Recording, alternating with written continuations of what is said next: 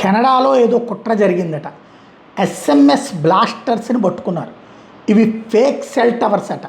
గతంలో కెనడా చరిత్రలో ఎప్పుడూ చూడలేదు. ఇవన్నీ పోర్టబుల్ డివైజెస్ అట. వీటి ద్వారా వేలాది ఫోన్లని హైజాక్ చేయొచ్చట.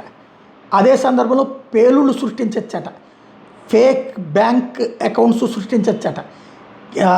ఇప్పుడు కెనడా ఏదైతే అతిపెద్దదైనటువంటి చర్చకి తావిచ్చినటువంటి అంశం, ఈ కేసులో డిఫెంగ్ లిన్ 27 ఏళ్ళ అతను హామిల్టన్, జుమిన్ షీ 25 ఏళ్ళు మార్ఖామ్ ప్రాంతం, వెయితోగ్ హూ 21 ఏళ్ళు మార్ఖామ్ ప్రాంతానికి సంబంధించిన వాళ్ళని అరెస్ట్ చేసి ఈ సైబర్ క్రైమ్స్కి సంబంధించినటువంటి ఈ విధమైనటువంటి డివైజెస్ ద్వారా వీళ్ళు చేస్తున్నటువంటిది. దీంతో టోటల్గా అవతల ఉన్నటువంటి వాళ్ళకి సంబంధించిన ఫోన్లని జామ్ చేసి వీళ్ళు చెప్పింది చేసేటట్టు అందులో ఉన్నటువంటి నగదు లావాదేవీలు లాంటివి కూడా చేసుకోగలిగినటువంటి శక్తి వీటికి ఉందట.